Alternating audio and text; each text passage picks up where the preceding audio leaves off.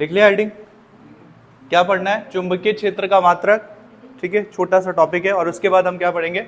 Main ये वाला है, चुंबकीय क्षेत्र की दिशा, मैक्सवेल का नियम, फिर उसके बाद राइट हैंड थंब रूल, दक्षिण हाथ का नियम, दक्षिण कहते हैं, राइट को क्या बोलते हैं? दाएं हाथ के अंगूठे का नियम। एक और नियम है, हाथ से ही हम पता करेंगे, हथेली का नियम। हथेली से आप पता कर सकते हो कि चुंबकीय क्षेत्र की दिशा क्या है। 2-3 नियम है जिसको हम इसके बाद पढ़ेंगे। पहले छोटा सा टॉपिक, चुंबकीय क्षेत्र का मात्रक। हेडिंग लिख दिया? ठीक है, गुड। चुंबकीय क्षेत्र के क्या क्या मात्रक होते हैं? देखो, चुंबकीय क्षेत्र को किस चीज से दिखाते हैं? बी से। बी का मात्रक।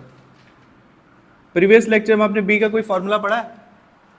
चुंबकीय क्षेत्र में गति करते कैसे, गतिमान कैसे, इलेक्ट्रॉन पर या आवेश पर लगने वाला बल कितना आता था? बल का फॉर्मूला F बराबर बी वी और कुछ था, हाँ, F बराबर Q B V sine theta. Theta हम जब 90 डिग्री मान लेते थे तो F बराबर क्यू वी बी आता था। तो B बराबर कितना हो जाएगा? B बराबर F अपॉन क्यू वी।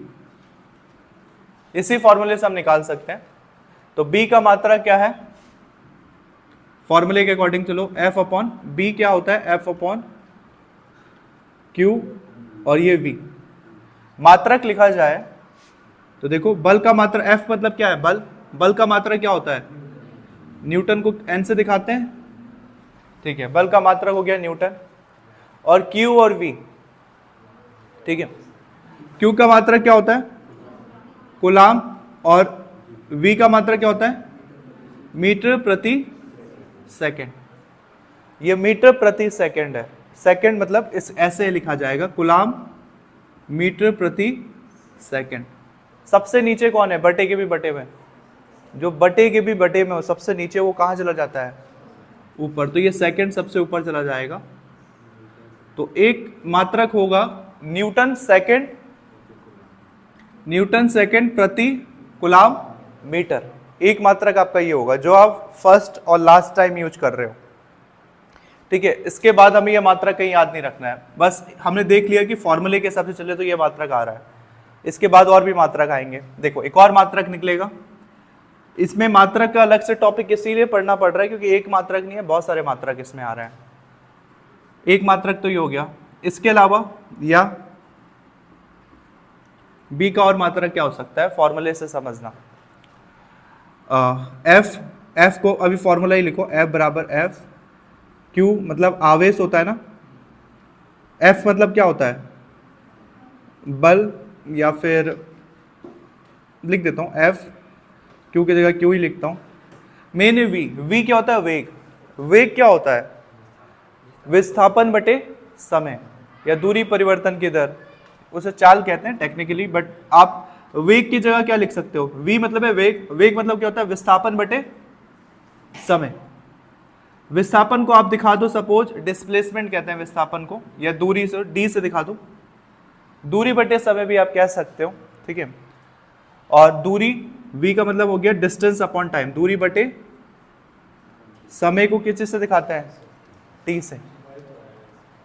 देखो, थोड़ा चेंज होगा, वही नहीं आएगा।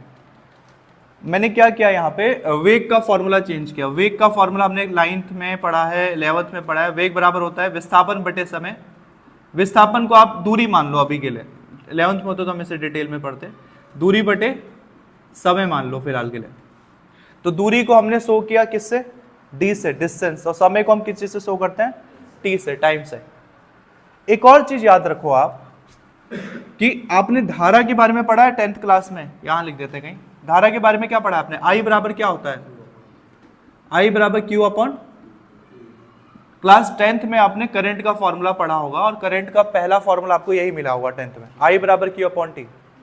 क्या यहाँ पे Q अपॉन T दिख रहा है?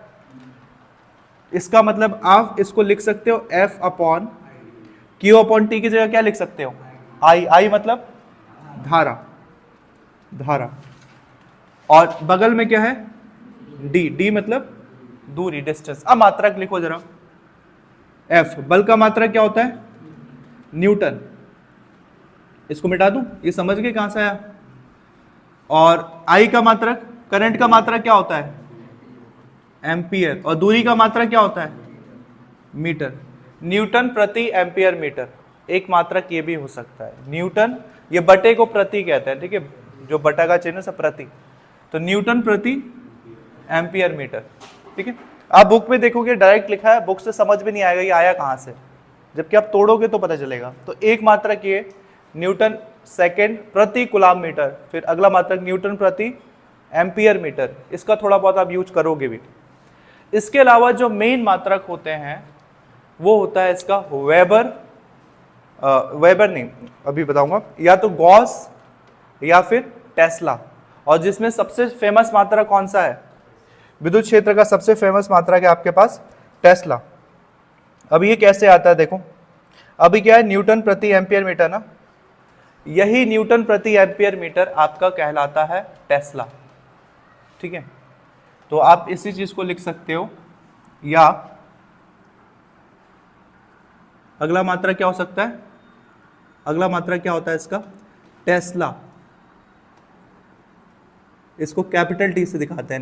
11th क्लास में मैंने बताया कोई भी मात्रक यदि वैज्ञानिक के नाम पर बना हो तो उसे आप कैपिटल लेटर से दिखाते हो, तो इससे कैपिटल टी, टेस्ला वैज्ञानिक का नाम है, ठीक है, जिन्होंने अल्टरनेटिंग करंट को बनाया था, बहुत बड़ा योगदान उनका फिजिक्स में, टेस्ला। एक और मात्रक क्या हो सकता है टेस्ला के अलावा? इसका मात्रक एक और हो सकता है वेबर प्रति मीटर स्क्वायर, या इसके बगल में लिख देता हूं, एक और मात्रक होता है विद्युत क्षेत्र का, वो होता है वेबर, WB से हम दिखाते हैं वेबर। WB वेस्ट बंगाल नहीं है, ठीक है, WB का मतलब वेबर, कैपिटल लेटर में है W, इसका मतलब ये किसका नाम होगा? किसी न किसी साइंटिस्ट का नेम होगा। वेबर प्रति मीटर स्क्वायर एक और मात्रक होता है। ये वेबर प्रति मीटर स्क्वायर कहां से आया? देखो, जैसे आपने विद्युत फ्लक्स पढ़ा है ना, वैसे ही चुंबकीय फ्लक्स होता है। विद्युत फ्लक्स इधर चमक रहा है कहीं पे, ये इधर देखो, विद्युत फ्लक्स आपने पढ़ा है फाई बराबर नॉर्मली होता है EA, और cos थीटा मान लेते हैं, थीटा अगर 0 है तो EA चलता है फॉर्मूला, फाई बराबर EA। वैसे ही आपके पास यहाँ पे विद्युत क्षेत्र की जगह आएगा चुंबकीय क्षेत्र। चुंबकीय क्षेत्र में आपको फाई E की जगह क्या यूज होगा? Phi B। ये इलेक्ट्रिक फील्ड था तो E, और मैग्नेटिक फील्ड है तो B। E की जगह क्या हो जाएगा? यहां से B का फॉर्मूला निकालो, B बराबर phi B upon A। Phi का मतलब क्या होता है? फ्लक्स होता है ना, और A का मतलब क्या होता है? क्षेत्रफल। देखो, चुंबकीय फ्लक्स का जो मात्रक होता है, वैद्युत फ्लक्स का क्या मात्रक होता है? देखो, यहाँ चुंबकीय फ्लक्स का जो मात्रक है, भूल गए वैद्युत फ्लक्स का मात्रक? चुंबकीय फ्लक्स का जो मात्रक होता है वो होता है वेबर, ये आ गया वेबर। और क्षेत्रफल का मात्रक क्या होता है? Metre square. तो ये वेबर प्रति मीटर स्क्वायर यहां से आया, जब आगे जाके मैं पढ़ाऊंगा चुंबकीय फ्लक्स, यहां से ये फॉर्मूला बना है वेबर प्रति मीटर स्क्वायर, ओके। और एक और मात्रक होता है गाउस। गाउस बड़ा मात्रक होता है, मतलब टेस्ला बड़ा मात्रक होता है, गाउस थोड़ा छोटा है। टेस्ला और गाउस में क्या रिलेशन है? देखो, एक टेस्ला बराबर एक T लिख रहा हूं, T मतलब टेस्ला, या पूरा ही लिख देता हूं। एक टेस्ला बराबर होता है 10⁴ गाउस। गाउस किसका मात्रक है? गाउस किस चैप्टर में पढ़ा है आपने? कुछ याद नहीं आ रहा है? गॉस के पर में तो पढ़ा है ना आपने, पढ़ते गॉस से लिखते क्या है? गाउस। ये छोटे छोटे मात्रक है। एक टेस्ला बराबर होता है 10⁴ टाउस कर रहा हूं, गाउस, ठीक है। ये कुछ मात्रक हैं, क्योंकि इसमें मात्रक बहुत, अब मैं बताता हूं सवाल बनता कैसे है, ठीक है। ये सारे मात्रक हैं आपके, मैं मात्रक को अलग से हाईलाइट कर देता हूं, ठीक है। ये सब आपके मात्रक हैं। कैसे कैसे आए मात्रक, मैंने वो समझा दिया, मात्रक आया कहां से। एक ये सारे मात्रक के पीछे का रीजन हम समझ गए। अब देखो क्वेश्चन कैसे बनता है यूपी बोर्ड में, स्पेशली क्वेश्चन बनेगा आपके पास मल्टीपल चॉइस क्वेश्चन, एक एक नंबर के जो होते हैं, ऐसे बनेगा। निम्नलिखित में से चुंबकीय क्षेत्र का मात्रक क्या है? ऑप्शन ए न्यूटन प्रति ampere metre, option B tesla, option C weber प्रति मीटर स्क्वायर, ऑप्शन डी उपयुक्त सभी। क्या लिखोगे? वो तभी लिख पाओगे जब आपको ये सब चीजें एक बार आपकी नजरों से गुजर चुका है, तभी लिख पाओगे आप। वरना आपको या तो मैंने टेस्ला करके पढ़ा दिया तो आपको सिर्फ टेस्ला ही याद रह जाएगा, या आपको वेबर प्रति मीटर स्क्वायर करके मैंने पढ़ा दिया तो आपको सिर्फ वही याद रहेगा।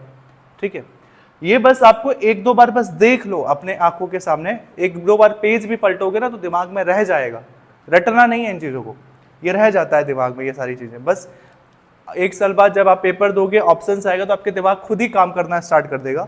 मैं सिर्फ फॉर्मूला रटवाता, ये मात्रक रटवाता तो अलग बात था, लेकिन मात्रक ये आया कहाँ से, रीजन क्या था इसके आने का, वो सब आपको विद फॉर्मूला समझा दिया है। वेबर प्रति मीटर कहाँ से आया, ये न्यूटन प्रति एम्पेयर मीटर बुक में सीधा लिख दिया है, तुम ढूंढते रह जाओगे आया कहाँ से आखिरकार मात्रक। ठीक है, तो जब हम चीज़ को कॉन्सेप्चुअली समझ जाएंगे तो मेन टाइम पे वो याद आ जाएगा ऑटोमेटिक। तो ये सब आप नोट कर लो, चुंबकीय क्षेत्र का मात्रक, उसके बाद हम इसको पढ़ लेते हैं। ठीक है।